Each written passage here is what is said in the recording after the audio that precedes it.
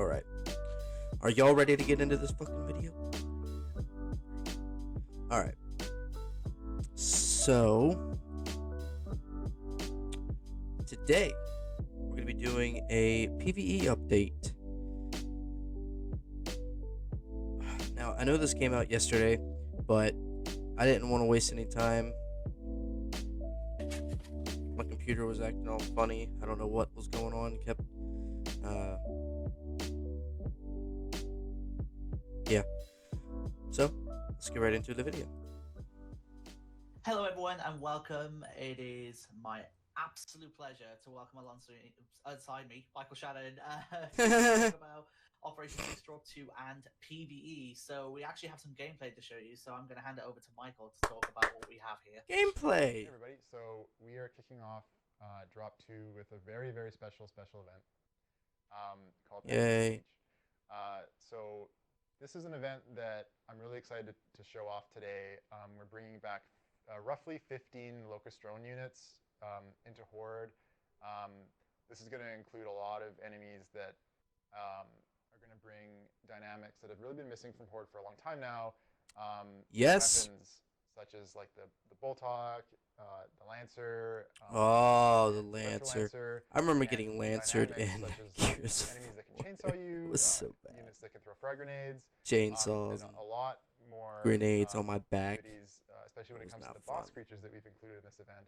And I'm really looking forward to you guys being able to see what we've done here.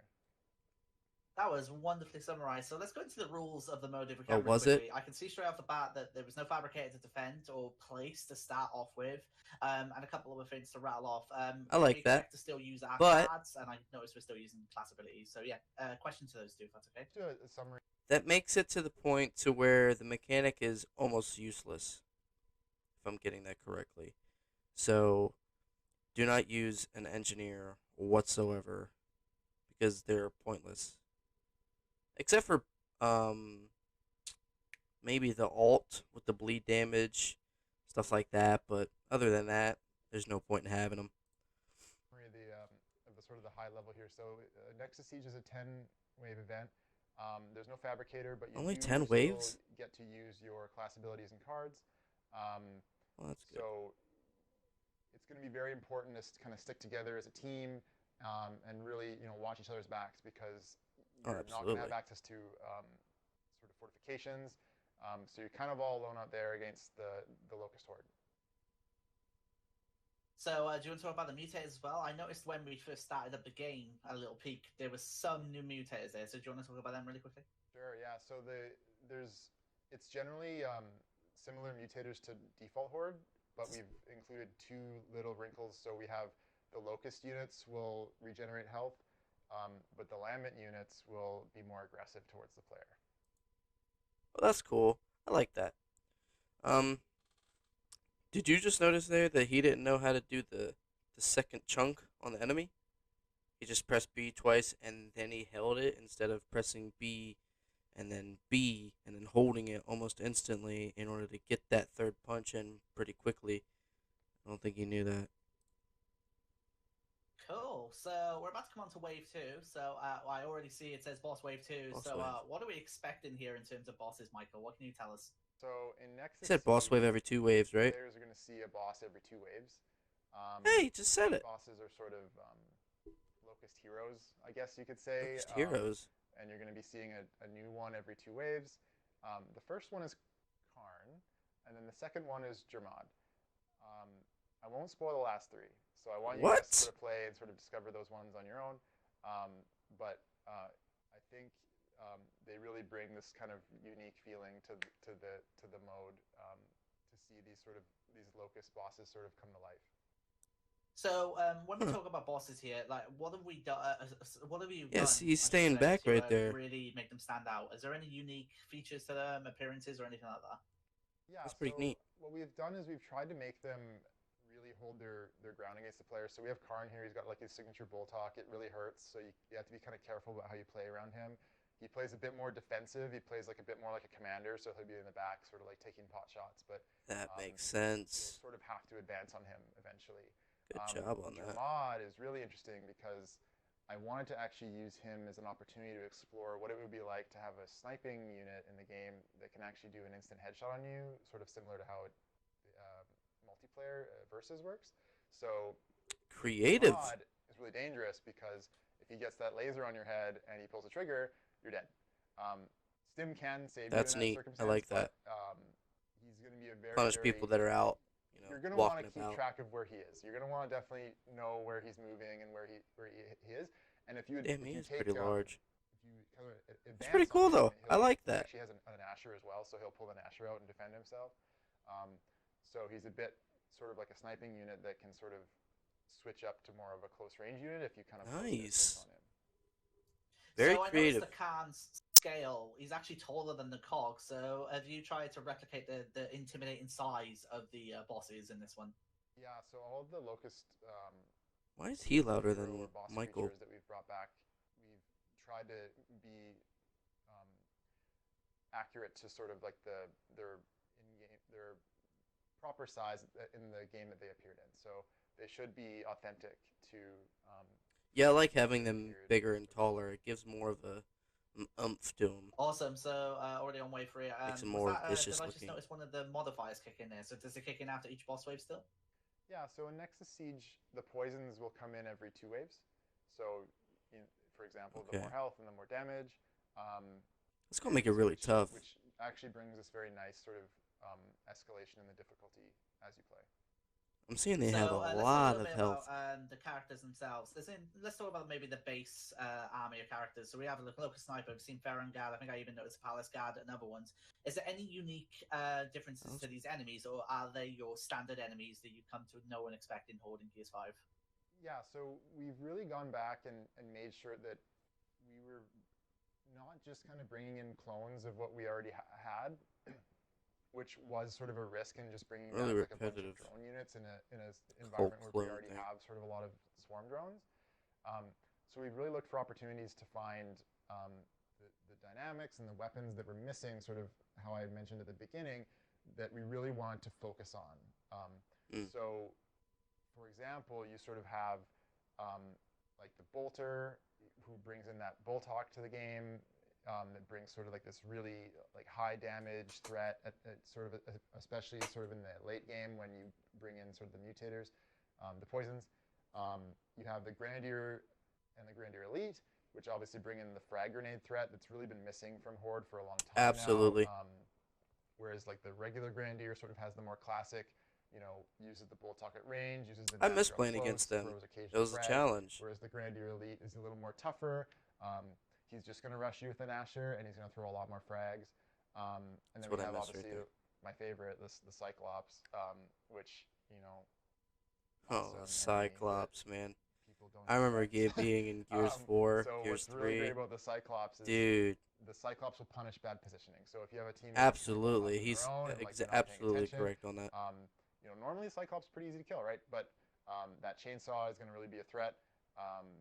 And that's a one-hit kill. I probably got killed by a Cyclops maybe 200 times. Watch out for that. In Horde. And then one of the things that I'm most excited about is we've brought back just from that chainsaw, because you don't really hear them if they're not firing right away from you. So it's really hard to know where they're at. Got the Flame Grenadier. And then you just hear very good at getting up in your base when you least expect it, and doing a lot of damage very, very quickly. And then one of my favorite units that we brought back was the Palace Guard. I think they're on there he is. now. 2 variants of the Palace Guard. We've got Torque Bow and Lancer Palace Guard. And what's really cool about these guys is they actually use the multiplayer bot AI. So what that basically does is it makes them a little tougher to kill, and they'll be a little more aggressive and reactive to what you're doing. But yeah, a lot more reactive. The really cool thing is that it actually lets them pick up weapons off the ground. So what you're going to see is sometimes, a Palace Guard might find, I don't know, like a boom shot or a scorcher or maybe even like a tri-shot or a molter or something. I don't know. And like they'll pick that up and very creative. They'll very unexpected threat. Just like there you go. Look at that. Just got him. So I really like how they turned out. He just meleeed with the Lancer. They're definitely pretty fun to fight, and they provide like a really he did nice challenge for the elbow check. Awesome. So it goes without saying, 2 big questions, so take as long as you need to answer them. So the first one, when we released Escape from Kadar, we had some unique enemies, of course, but they didn't actually make their way into the base horde mode as well. People are going to ask, are Damn the it. Locusts going to make their way into the main horde Please. mode after this event is over? Yeah, like, we'll see. It'd be a shame to, bring back 15 new units and not bring them into Horde. So, Yeah, that'd be kind of dumb, we'll wouldn't it? on that. And I have to ask the question. We have Lambert, of course, as multiplayer characters in Gears of War, in Gears 5. So, are we expecting any of them to make an appearance at all in this? Yeah. So what's really cool about Nexus Siege is that around Wave 5, it actually becomes sort of this three-way battle between the Locust, the Lambent, and the Cog. So Really? at the beginning of the event, you're just sort of fighting the Locust, and then you're fighting Karn and Jerma, and it's really simple. And then all of a sudden the Lambent come in, and like now they're fighting the Locust, and now they're getting caught up in battles between each other. And then what's really cool about that is it's brought in a lot of sort That's of pretty cool. unexpected I missed that from Gears 3 Horde. moments where you see opportunities to make plays that you normally couldn't really do in Horde because there's another faction that's sort of trying to attack the Locust, right? So Yeah, and what that does is if you're playing, right, and you're surrounded by, like, let's say 2 Locusts and then there's a Drudge on your left side. I'm speaking from Gears 3. If that Drudge comes anywhere close to you and they accidentally shoot the Drudge, that Drudge will fire back at the Locust, making it to the point where you can fire back or you can retreat and go to another location and set up that way. It's a lot better than just shooting at a robot and then shooting at a swarm drone. Does that make any sense to you? So that, I think, is going to be a great addition to Horde. We've been asking for that for a while now, since release basically, and I'm glad to see it's coming back. Really excited about how that's going to turn out. It's really fun to see sort of these unexpected interactions. For example, like one drone sort of like doing. I want to see more gameplay on a Lambent, which occasionally happens. So it was really cool to kind of see how that plays out. So the Lambent drones that we brought back. So we got regular Lambent drone, Lambent Grenadier, and Lambent Theron. And what's really cool about them, in addition to the fact that they're hostile to the Locust team, is that they also explode. So just like in Gears 3, they'll explode when they die, and Sweet. They'll sort of knock nearby enemies around and deal a bit of damage. So I missed that. Another thing that sort of makes them a unique enemy type in the game. And it's got a great Also, visual so effect too. We kind of cut the video off on Wave 5 because we kind of wanted you to experience that moment for yourselves without spoiling too much. So hopefully you're not all mad at us for that one. So want to touch base on PvE itself. We've already just talked about, of course, Nexus Siege, 2-week events running on. Just one last question, actually. Is it offering a unique medal group and any award associated with that? Yeah, absolutely. So we brought in a new medal group for this event. The reward is the Palace Guard weapon skin set. I hope it's not the one from Gears 4. Weapon skin set that I think people are really going to enjoy. We've definitely heard the feedback from Escape from Kadar around the event rewards. Making sure those are playable for PvE only players. So I think this medal group is going to really give a really satisfying reward for beating this event. And it also is a really great weapon skin set. There was a Palace Guard weapon skin set in Gears 4. This isn't sort of just a port of that. It's a brand new. Oh, thank Jesus! That in my opinion looks. I didn't necessarily like those ones. Awesome. So let's go on to the general PvE stuff. So I'm going to throw it over to you to talk about any that you wish, any PvE changes players can expect come the release of Operation 6 Drop 2. Yeah, so we've got a whole bunch of stuff that'd be nice to talk about. So there's a lot of quality of life. I guess I'll start with some of the changes that we made to the enemies. So we've kind of heard a lot of feedback around certain enemy types in Horde. And we want to address some of the pain points, sort of like the more frustrating moments. Like what? In Horde around specific enemies. The first I wanted to talk about was the juvies. So a lot of people will be happy to hear that we've kind of made an adjustment to the execution delay on the juvies. So before, like That's when good. you got to around insane or inconceivable, like they just become execution machines, and like as soon as you go down, like they just teleport on top of you and just kill you. And Yeah, it's pretty didn't really annoying. feel fair. There's no chance for your teammate to sort of come help you out. So we've turned the execution delay up by about 4 seconds, which doesn't sound like a lot, but keep in mind that the Must be juvie their will stream. be moving somewhere else to attack another target, and then while that timer is going, so it actually ends up being a change that brings quite a lot more space to get away from those juvies, and That's they good. won't execute quite as quickly. 4 as they seconds did is a before. long time. We've made some changes to the Sentinel and the Guardian, where the problem with these enemies was that a lot of the time they were actually a little tougher than the actual bosses. You think? Especially the Sentinels, like they'd come in, they kind of buzz around your base, they'd be like behind you, like it's so tough to bring Yeah, that one shield shot down, you. like, and then they just kind of shoot a few rockets and like they can wipe your team in one go, right? So Yep. that wasn't really feeling like appropriate for the kind of enemy that it's supposed to be, which is like sort of like a mini boss type enemy that. So what we've done is we've done another pass on the shield health, so it's gone down a little bit. But the change that really makes the biggest difference, in my opinion, is we've increased the delay on the shield. That's good. So, sorry, not regenerating, coming back after death. So when the shield goes away and it's broken, it's going to now take about 6 more seconds than it did previously to come back. So That's up, good. That's good. to 15 seconds now. So that's going to give your team a lot more time to sort of identify that shield's down and then kind of lay down some team fire on that enemy to take it out. In my opinion, it's made sort of fighting them much more fun and pleasant and much more satisfying experience because you get more of that team play. Yeah, because it's horde. Before, like you bring the shield down and then it would just come back up and then oh no, and like then everyone would blow up. So it should feel a lot better now. And then yeah, and I think that, and we've also made a change to the elite drones. So we've kind of taken a bit of the edge off of the damage on them. So you shouldn't feel so much now like, if you expose yourself in cover for like a half a second, you're just gonna go down. So they're still pretty tough because we do want to still have them as an enemy that you identify as a threat that you want to prioritize. But they shouldn't be so unfair now. So we feel like they're in a much better place. Now she doesn't want to answer me. So I'm gonna throw it over to you to talk about, let's say, pick a class of the changes you know and have done, and talk about that class, and we can use this video to talk about one class that you've changed and why you've changed them. Sure. So by far the biggest Let it recuperate. 1 second.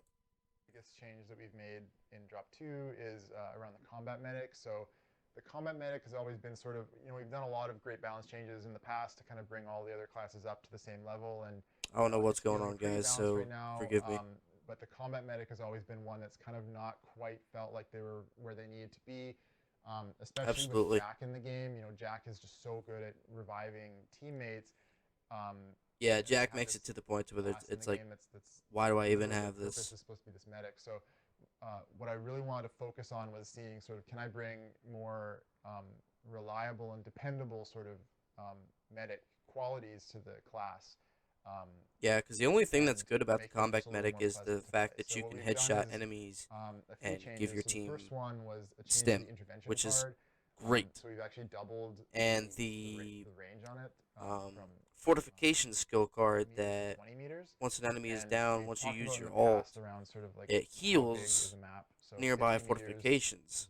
So it helps your engineer out a lot. If you think about 20 meters, like that's quite a lot of real estate, especially when you're sort of dug into sort of like this defensive scenario. So that card now is quite a lot more effective at what do you say, 50 meters? Back on their feet. Just by doing kills. So in playtesting, it feels much more like Nomad, where you're kind of getting the kills to do the fear. Now Combat Medic can much more reliably do the revives just by getting kills. So that's a really great change. We've made. I don't know why it's stuttering, guys. Just I don't know. Stim helpful headshots card. So previously this was 12 HP per headshot for your team. We've raised that to 30. So now it's quite more potent. You're going to really double. see sort of like that stim effect. Because I can do It's math. really great for sort of defending your team against those one-hit kills, such as like elite snipers and like boomshot scions. You know, having that layer of stim will protect against those one-hit downs. So now that the combat medic can much more effectively bring that stim to the team, you can defend your team more against downs. Before you Hold on, something's going on here. Revive, you can actually prevent those downs. Before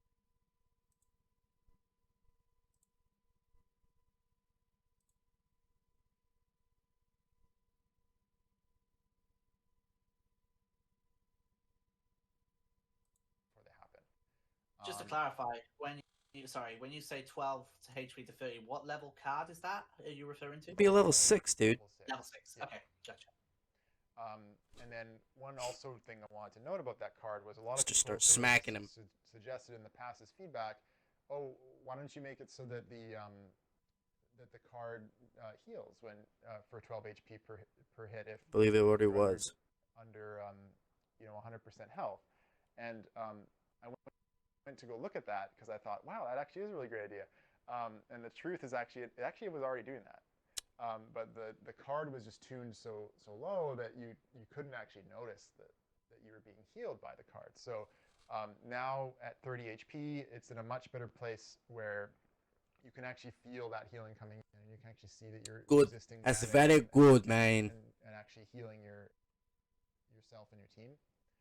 And that's going to let you give stim to your team more often because, as you know, the stim only pops when you're at full HP. So now you're going to be able to get that health up to 100. And then that's going to give Combat Medic the opportunity to get that stutter stim on the team. So that card feels much more responsive and much more effective now. And then the final change that we made was we also wanted to look a little bit at the Combat Medic's damage because the last thing Forgive me, guys. I don't know what's going on here. Oh, lordy.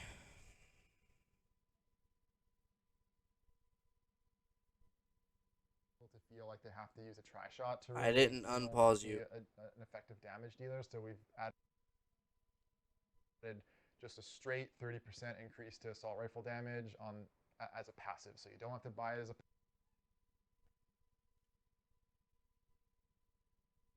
perk. Wow. You don't have to equip it as a card. You'll load Can I pause the damn video? What is going on? Automatically have a 30% increase on your assault rifle damage. Okay, so this page isn't responding. I'm gonna wait. I'm trying to pause the video. Nice. Okay.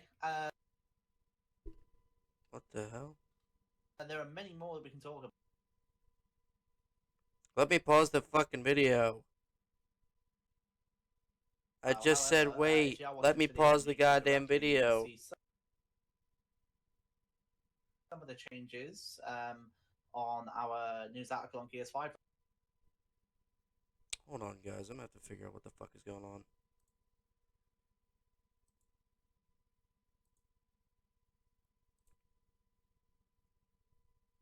Sorry about that, guys. I don't know what was going on. HP, it's in a much better place where you can actually feel that healing coming in, and you can actually see that you're resisting damage.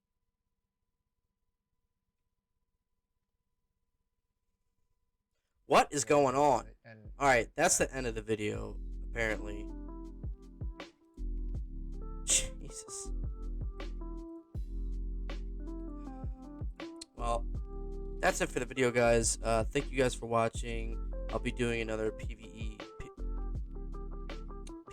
update here soon, so stay on the lookout for that.